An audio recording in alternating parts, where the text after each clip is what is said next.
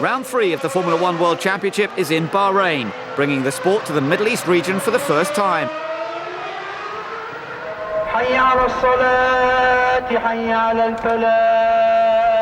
The kingdom combines true Arabian culture and modern-day technology and has an enthusiastic motorsport community led by the Crown Prince Sheikh Salman bin Hamad bin Isa Al Khalifa.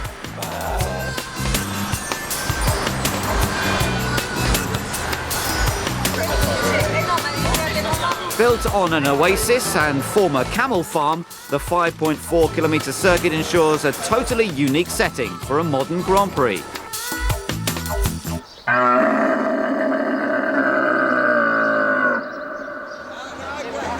The deal was made in Monza 2002 and work began to construct the circuit in the sand. After 486 days of work, 6 months ahead of schedule, this really is an achievement. I'm extremely proud.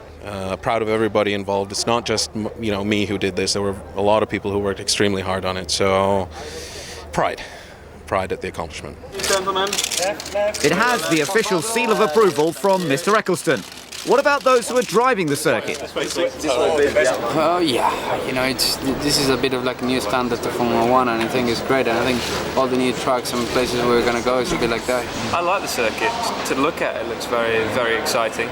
It feels like it's a bit of, it's half Melbourne, half Sepang. So it's going to be an exciting circuit, I think. The modern-day interpretations of Arabia might look good for the spectators, but how do the drivers prepare for a new circuit? We had some simulations in the computer to know a little bit better the track and to know which gears to use in the corners, but for the driver point of view, nothing very different compared with a normal Grand Prix. The computer can give you a help to start with, but at the end of the day you decide the thing. So I've been running on the circuit this morning, and then you just transpond your guess of the circuit into the speed, and then it's fine. Does a jog around the circuit help the world champion learn the track? Not for me, honestly. The preparation I take is to know the infrastructure of the circuit, to know when is what corner, to see maybe some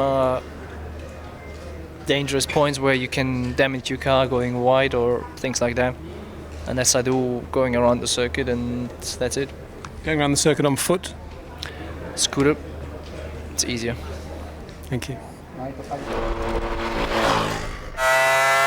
Perhaps Alonso should have checked out the circuit some more. This off means he'll start at the back of the grid again. As will Kimi Raikkonen, who abandoned his qualifying lap. He would have had a penalty thanks to an engine change on Friday. The team hopes that by changing his tyres and fuel levels, they can optimise his race strategy.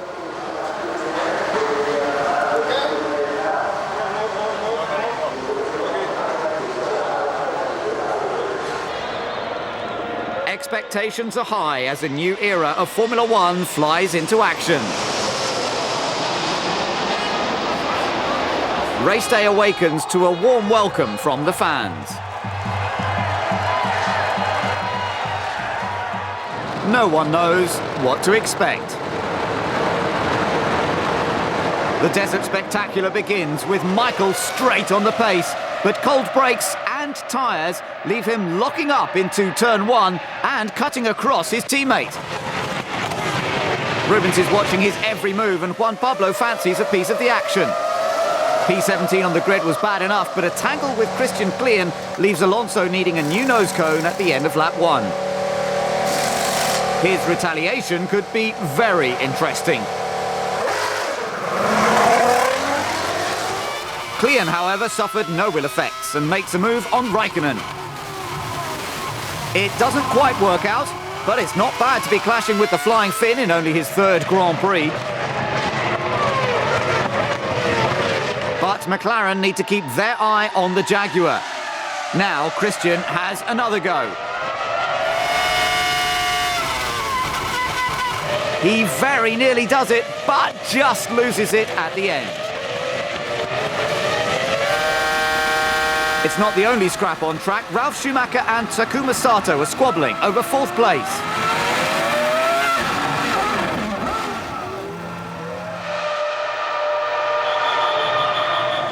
They go into the corner side by side, but Ralph doesn't leave enough space and ends up pirouetting off the track. He crawls to the pits for an inspection. Everything looks fine, and Ralph is told to get on with racing again. Raikkonen's race is going nowhere though. He gives in to Klian, but he makes sure the team know it was his engine that had given up on him.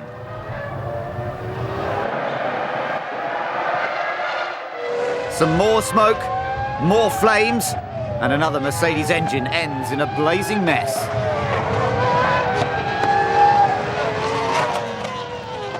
With Williams and McLaren having a scrappy start to the season, BAR are looking stronger and stronger each race.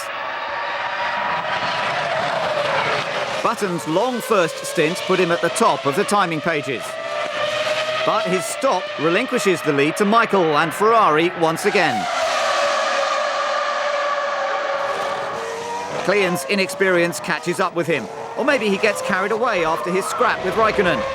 Either way, his mistake sends him spinning down the order. BAR have had no trouble adjusting to the Michelin tyres for this year. Their two cars on track together will impress the sponsors, even if Sato is yet to pit. But it was going too well. Sato runs wide and takes to the curbs heavily. He loses time and may have damaged the car. Yes, he has damaged the front wing. He'll have to stop for a replacement. There's no dawdling at Renault though. Alonso's made his way through the field after his first lap shenanigans with Klian. Now he's chasing Massa. Flavio can't understand what's stopping him.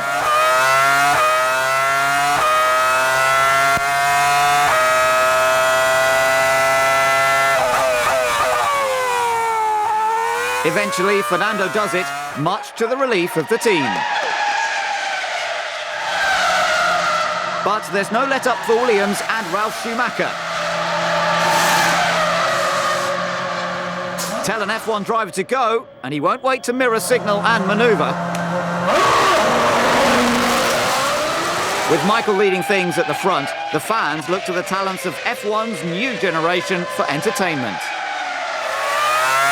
Alonso's getting feisty again. This time it's Webber on the receiving end.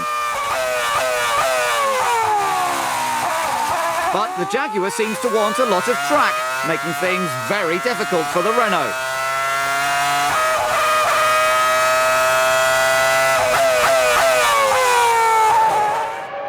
Surely he'll get him on the pit straight. A mistake into turn one from Webber is all Alonso needs. They might both be managed by Flavio, but only one drives for Renault. Sato's recovered well, and he shows Ralph the way to get two cars safely through turn two.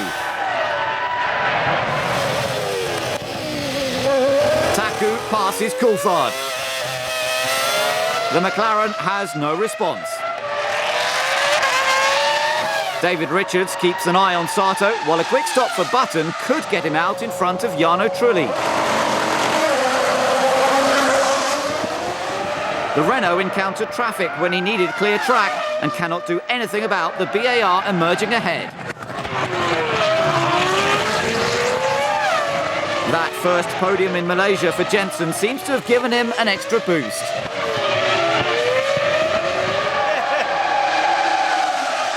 Before long, Button has reeled Montoya in.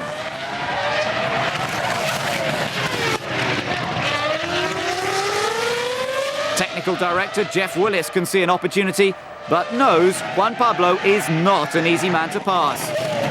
But all is not well with his car. Button goes wide, but he finds Montoya in a generous move.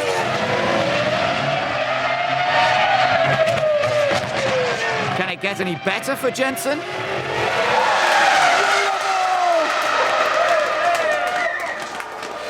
It can't get much worse for Juan Pablo. He has a gearbox problem in the closing stages. He keeps going to salvage some points, but the team had hoped for more from the three flyaways. McLaren have also had their hopes dashed. The mechanics were not prepared for a late pit stop from Coulthard and do their best to resolve the situation.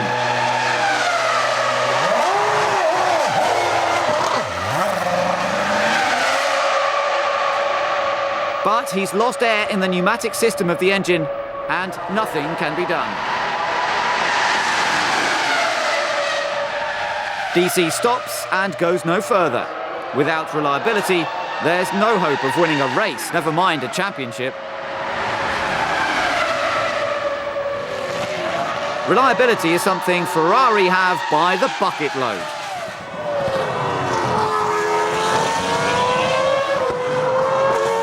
Michael scores his third victory in 3 races, with Barrichello not far behind.